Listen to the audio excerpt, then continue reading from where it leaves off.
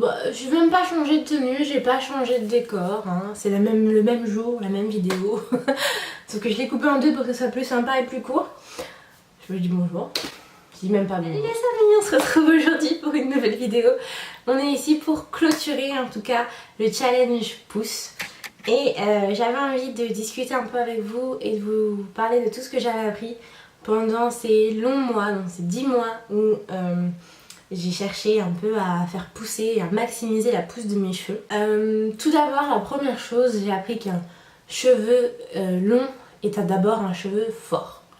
Qu'est-ce que je veux dire par là? C'est que j'ai regardé plein de vidéos où beaucoup d'entre nous on voulait avoir des cheveux très longs, très rapidement.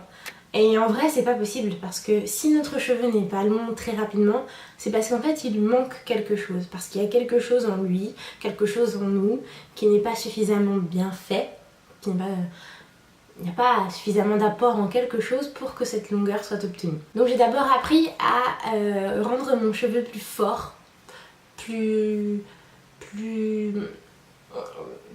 j'ai envie de dire moins sensible aussi à toutes les agressions que je pouvais lui amener. Et j'ai dû apprendre tout ça, donc je vous ai fait plein de vidéos sur la porosité, sur comment on fait pour soigner ses cheveux. Je vous les mets dans le petit i, si c'est pas dans le petit i, ça sera dans la barre d'infos en tout cas, je vous les mettrai. Parce que je pense que ça peut vraiment vous aider à soigner vos cheveux et avoir des cheveux longs. C'est d'abord tout simplement apporter ce qu'il leur faut, il faut leur apporter il faut leur apporter ce dont ils ont besoin. Et ça franchement c'est la première chose. Vous n'aurez pas de cheveux longs, je vous le dis clairement, clair et net, vous n'aurez pas de cheveux longs si vos cheveux ne sont pas en bonne santé. Donc il faut forcément trouver pourquoi votre cheveu n'est pas en bonne santé. Et si vous n'êtes pas capable de le trouver tout seul, franchement demandez de l'aide à un coiffeur, allez voir les professionnels du cheveu qui vont faire un dépistage de votre cheveu, qui vont vous dire ce qu'il a, comment il est, sa porosité, etc. Moi je suis pas passée par là parce qu'en soi mon coiffeur m'avait déjà tout dit. Il m'avait aussi beaucoup prévenu quand j'avais fait des soins, quand j'avais fait des colorations, il m'avait beaucoup prévenu en me disant bah attention ton cheveu tu vas quand même le dénaturer, tu vas énormément le dénaturer, donc il va falloir que tu en prennes soin, puissance 1 mm. Alors maintenant que j'ai essayé beaucoup plus long, et maintenant j'ai peur de cette longueur, j'ai vraiment peur, parce que moi j'étais habituée à mon petit carré court, petit carré court et plongeant d'ailleurs, qui m'arrivait là à peu près au niveau de la mâchoire. Donc vous voyez la longueur que j'ai en plus, donc j'étais un carré court au niveau de la mâchoire, voilà, donc j'ai tout ça de plus. Ça paraît rien, lissé ça paraît rien, mais bouclé c'est juste énorme. Déjà c'est une quantité de produits en plus, clairement je vous le dis, c'est un budget déjà en plus, mais surtout c'est une crainte de plus parce qu'ils s'en mêlent du coup beaucoup plus facilement. Ils répondent beaucoup moins bien aussi aux différents traitements que je leur applique parce que en fait la racine n'est pas la même que la longueur puisque la racine est naturelle 100% et les pointes sont colorées. Et du coup c'est une longueur que je ne connais pas, à laquelle je ne suis pas encore habituée. Du coup ça me fait penser au troisième point de ce que j'ai pu apprendre pendant ces 10 mois, c'est qu'il ne faut pas avoir peur de changer de produit. Au début de la routine, j'avais trouvé des produits qui déchiraient. Franchement, ces produits-là, je vous mets aussi ça encore dans la barre d'infos, c'est ce que je vous avais fait un unboxing là-dessus. Ces produits-là, ils déchiraient. Franchement, ils étaient très bons, mais au début, parce qu'ils correspondaient bien à mon cheveu qui était très sec, qui sortait d'une coloration et qui avait vraiment besoin d'être renforcé en termes de cheveux secs et de cheveux colorés, surtout à ce point-là. Mais après quand j'ai commencé à avoir du coup les racines qui sont devenues de plus en plus importantes, ces racines là elles avaient besoin d'autre chose. Et je pense que c'est quelque chose que j'ai pas osé faire jusqu'au moment où je suis partie au ski et mes cheveux se sont énormément cassés. C'est quand je me dis non, c'est que ça va pas en fait. C'est que pour la racine c'est limite, pour les longueurs c'est limite, donc il faut que je trouve autre chose, un autre complément, parce qu'en soi le produit était bon.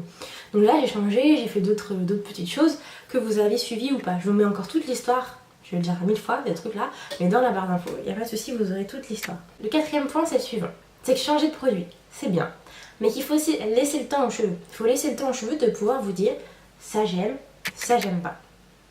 Ça franchement, c'est quelque chose aussi que j'ai appris dans ces 10 mois, c'est que oui, le produit que j'apportais à mes cheveux n'était pas suffisant, Mais attention, il fallait pas non plus que je change non-stop. Parce que j'essayais ça, j'essayais ça, j'essayais ça, j'essayais ça. Je voyais qu'il n'y avait pas de pouce, mais en fait en même temps, j'ai pas laissé mon cheveu le temps de répondre.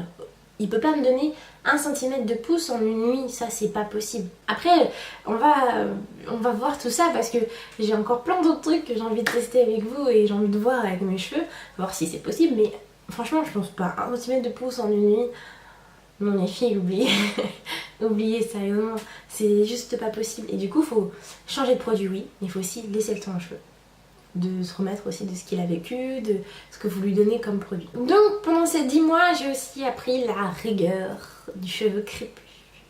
Le cheveu crépus demande énormément de rigueur et d'attention. Il demande non-stop qu'on s'occupe de lui. Franchement, je m'y attendais pas parce que oui, j'avais fait un retour au naturel.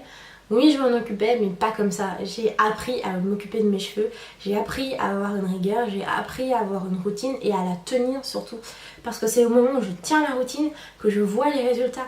Au début, j'étais hyper à fond dedans, machin et tout. Donc je me suis dit, ouais, pouce, machin, trop bien, j'ai gagné 4 cm en un mois. Waouh, c'est génial. Bah oui, effectivement, mes cheveux, je leur ai apporté tout le soin qu'ils attendaient depuis 3 ans. Donc je m'étonne qu'ils ont poussé aussi bien. Mais par contre après c'était la catastrophe parce que je savais pas comment m'en occuper et j'avais pas assez de rigueur pour cette longueur. C'est pour ça que dans le premier ou deuxième point dans lequel je vous ai parlé, peut-être deuxième.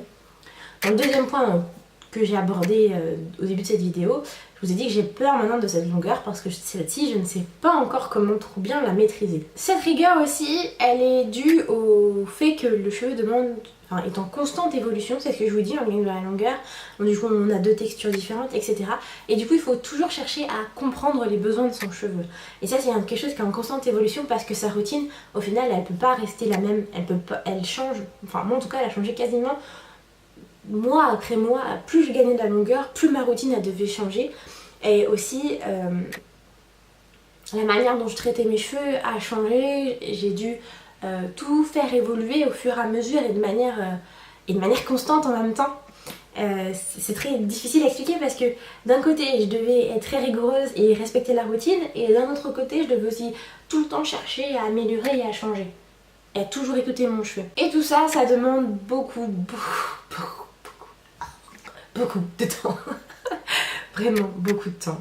Je pense que ça, toutes les nappy girls, toutes les filles qui sont revenues au naturel sont au courant de ce phénomène. Cheveux crépus demande juste un temps de dingue. Franchement, j'ai une routine qui dure 2 heures, j'aime pas dire franchement, puisque on parle comme ça là, vous et moi, et du coup je vous dis mais ouais je suis franche. Mais qu'est-ce que je voulais dire comme encore, c'est que ça demande, oui voilà, beaucoup de temps. Je pense que vous connaissez, moi ma routine elle dure à peu près 2h30, même plus parfois parce que je fais maintenant des bains de nuit, des soins de nuit. Vous êtes content pour moi. Je fais des soins de nuit maintenant. C'est quelque chose que je faisais pas au début, mais que je me rends compte de plus en plus que c'est juste hyper important pour les cheveux d'avoir ce soin là toute la nuit, etc. Et que ça demande beaucoup de temps, tout le temps, même pendant les vacances en fait.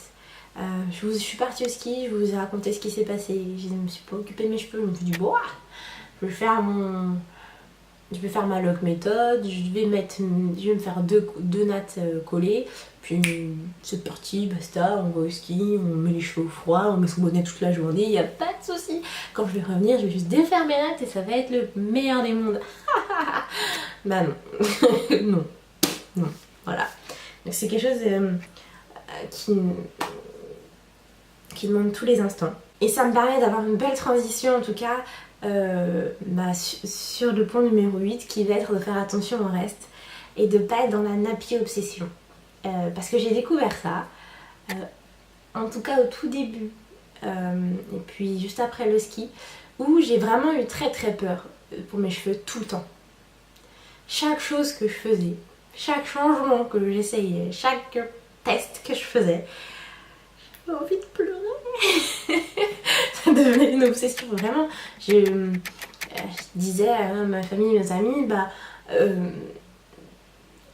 je je serai en retard parce qu'il faut que j'ai mon soin à faire, ou je viens pas aujourd'hui parce qu'il faut que je fasse toute ma journée de soins. C'était une obsession, une vraie obsession. Puis c'est une obsession de tous les instants, comme je dis, parce que c'est tous les instants que les cheveux peuvent être agressés.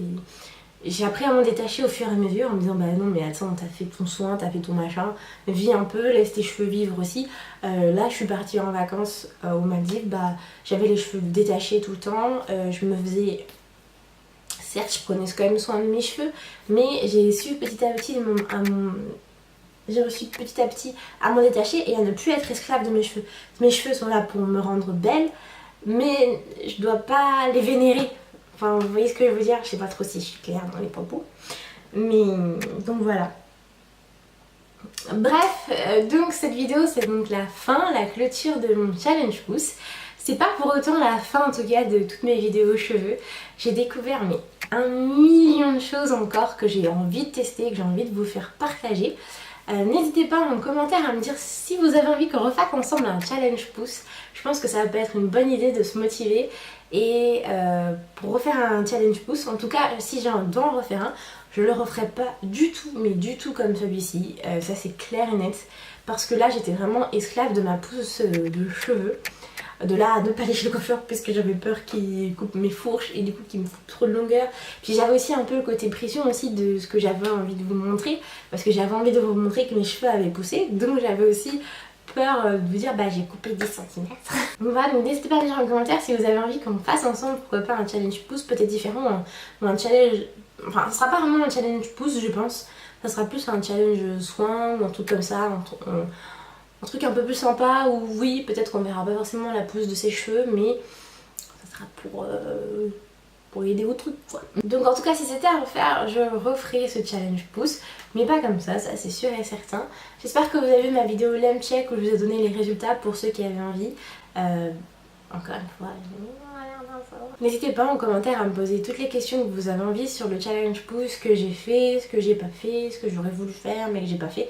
Parce que je n'avais pas envie de vous parler. J'avais juste envie un peu de vous faire un résumé de tout ce que j'avais appris, tout ce que j'avais traversé pendant ces 10 mois.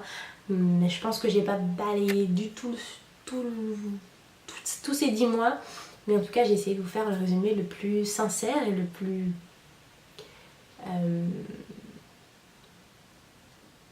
concret possible, voilà, qui pourrait peut-être aider d'autres personnes qui se lancent comme moi dans un super énorme challenge. Voilà, c'est avec émotion que je clôt quand même ce challenge de pouce. J'espère que cette vidéo elle vous aura plu. N'hésitez pas à liker cette vidéo, à la commenter et surtout à la partager et à vous abonner. Parce que j'adore voir qu'on est de plus en plus sur cette chaîne, c'est hyper cool, ça me fait plaisir, surtout que je prends énormément de plaisir à faire ces vidéos. Et on se retrouve très vite, alors à la prochaine. Ciao ciao. Prenez soin de vous.